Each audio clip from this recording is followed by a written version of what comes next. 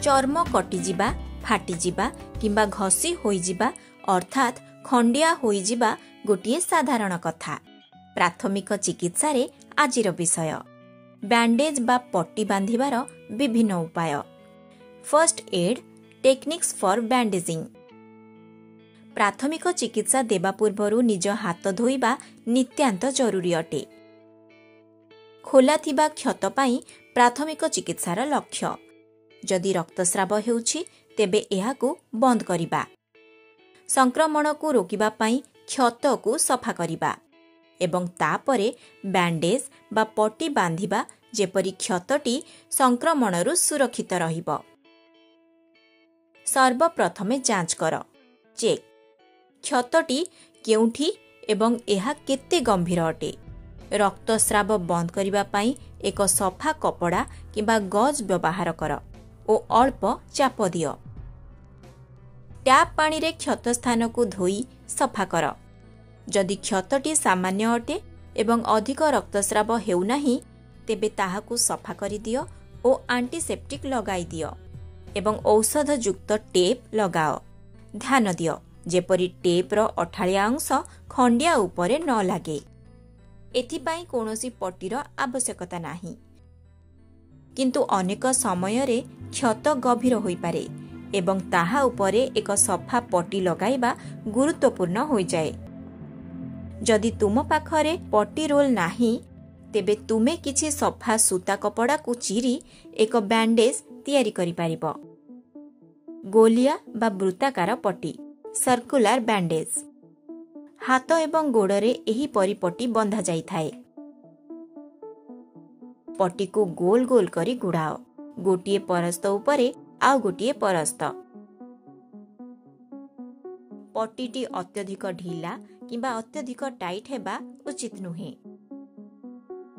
2 किंबा 3टी परस्त गुड़ाइबा परे एहाकू एही परी भाबरे मोड़ एवं तापरे पुणी गुड़ाओ।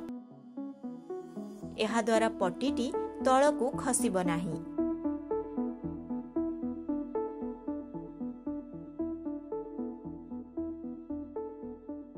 तापरे 2 मुंड को काटी दियो ओ एहा उपरे टेप किंबा क्लिप लगाई दियो।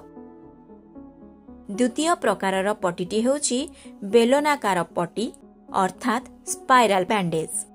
एही प्रकारर पट्टी को आंगुठी मणिबंध जंघरे बंधा जाए। एही परी पट्टी को कम चौड़ा स्थानरु आरंभ कर एवं एहार चौड़ा को क्रमे बढ़ेई दिया। पट्टीर प्रत्येक गुड़ाइबारे मने रख जे पूर्वरु गुड़ा जाइथिबा पट्टीर 1/3 जेपरी एहा तळे आसीबो। पट्टी टाइट प्रति ध्यान दियो। अधिक टाइट बा अधिक ढिला हेबा उचित नुहे। बांधिबा परे एहा उपरे टेप किंबा क्लिप लगाई दियो। तृतीय प्रकारर पट्टी हेउछि फिगर ऑफ 8 अर्थात जहा इंग्राजी संख्या 8 आकृति परी अटे। एही पट्टी संधि स्थान मानकरे बंधा जाए। एही परी गोड़र आंगुठी छाड़ी 2 ରୁ 3 थर पादर चारि पाखरे पट्टी गुड़ाओ। एहा परे गोइठी उपरे पट्टी को तेरेछा भाबरे गुड़ाई दियो। तापरे इंग्राजीर 8 आकृति तैयारी करी पंझा चारि पाखरे तळकू पुणी थरे गुड़ाओ।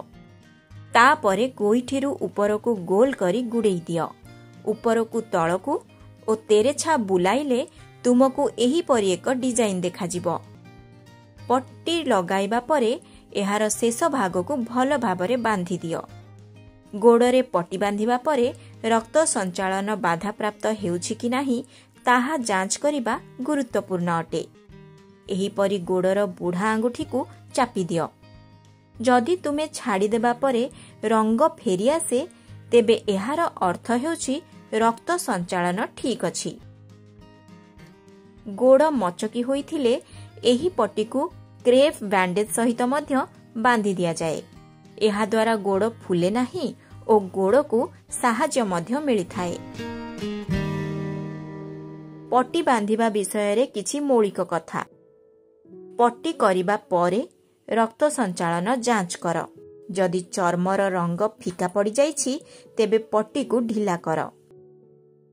आघात पाइथिबा लोकंकु पचार जे शरीरर पट्टी बंधा होइथिबा अंशटी निष्क्रिय होई जाइछि कि किंबा से झिमझिम किंबा ठंडा अनुभव करुछंती कि जदि हाँ तेबे पट्टी खोल एवं पुणी थरे बांध।